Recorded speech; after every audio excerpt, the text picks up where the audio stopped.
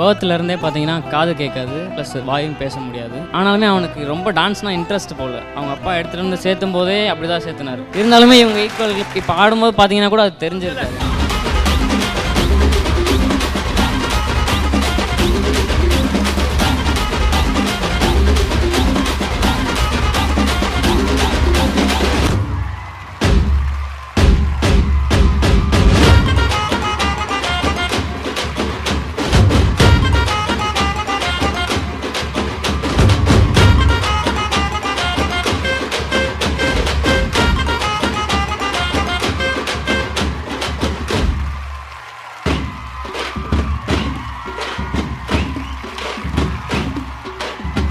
அவர் உங்கள் பேர் என்ன?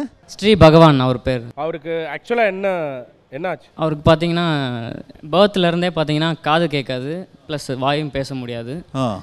இவருக்கு தம்பி ஒருத்தர் இருக்காரு. ஸோ இவருக்கு தம்பிக்கும் அதே மாதிரி சேம் ப்ராப்ளம் பை பர்த்லேருந்தே இருக்குது. பட் டயலாக்ஸ் நல்லா பேசு.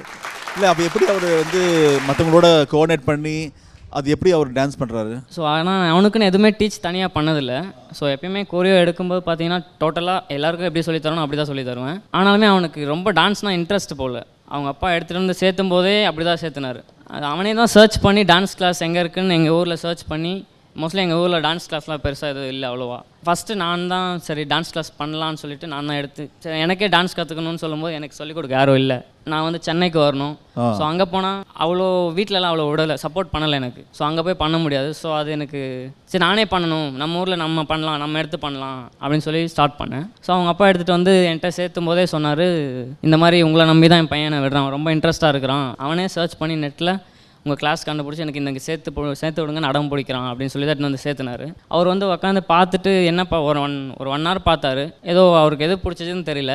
எங்கள் பையனை உங்களை நம்பி ஒப்படைக்கிறேன், அவனை பார்த்துக்கங்க, நான் அவனை டான்ஸில் ஒரு ஸ்டேஜ் ஏற்றுங்கன்னு சொல்லி ஸ்டார்டிங்லேயே சேர்த்துனார். சொல்லும் போதே அவங்க அம்மாவுக்கு ஒரு ஆசையாக அவனை வந்து ஒரு ஆக்டராக ஸ்க்ரீனில் பார்க்கணுன்னு சொல்லிட்டு அவங்க அம்மாவோட பெரிய ஆசையாக அதை இதெல்லாம் சொல்லிட்டு தான் என்கிட்ட வந்து சேர்த்துனார். அவர் உங்கள் பேர் என்ன? ஸ்ரீ பகவான் அவர் பேர். அவருக்கு ஆக்சுவலாக என்ன ஆச்சு? அவருக்கு பார்த்தீங்கன்னா பர்த்லேருந்தே பார்த்தீங்கன்னா காது கேட்காது, ப்ளஸ் வாயும் பேச முடியாது.